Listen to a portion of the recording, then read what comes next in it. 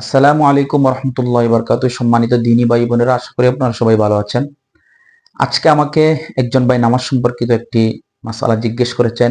তার জিজ্ঞাসাটা ছিল এরকম যে, গতকাল মাগরিবের নামাজের সুন্নত পড়ছিলাম। প্রথম রাকাতে সূরা ফাতিহা পর সূরা ইখলাস পড়ি, দ্বিতীয় রাকাতেও ভুলে সূরা ফাতিহার পর সূরা ইখলাস পড়ে ফেলি।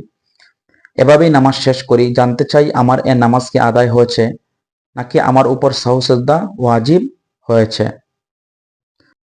উপরিক্ত মাসআলার ক্ষেত্রে আপনার নামাজ হয়ে যাবে, বিশুদ্ধ হয়ে যাবে, যদি আপনি ভুলে নিজের অনিচ্ছাকৃতভাবে আপনি 2 রাকাতে সূরা ফাতিহা পড়ার পরে আবার একই সূরা পড়ে ফেলেন।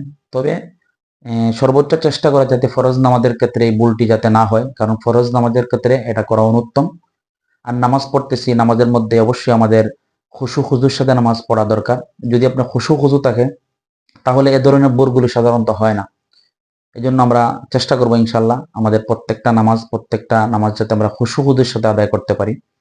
এই মাসআলাটি বিস্তারিত আপনি দেখতে পারেন সুনানে আবু দাউদের মধ্যে হাদিস রয়েছে 812 নম্বর হাদিস। এছাড়াও খুলাসাতুল ফতোয়া 1 নম্বর খণ্ড 54 নম্বর পৃষ্ঠা রয়েছে মাসআলাটি।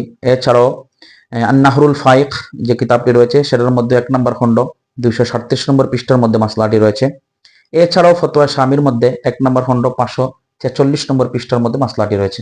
আল্লাহ পাক রব্বুল আলামিন আমাদেরকে প্রত্যেকটা মাসআলা, প্রত্যেকটা দিক নির্দেশনা, প্রত্যেকটা ইসলামের রুকুনকে সঠিকভাবে জেনে তদনুযায়ী আমল করার তৌফিক দান করুন। আসসালামু আলাইকুম ওয়া রাহমাতুল্লাহি ওয়া বারাকাতুহু।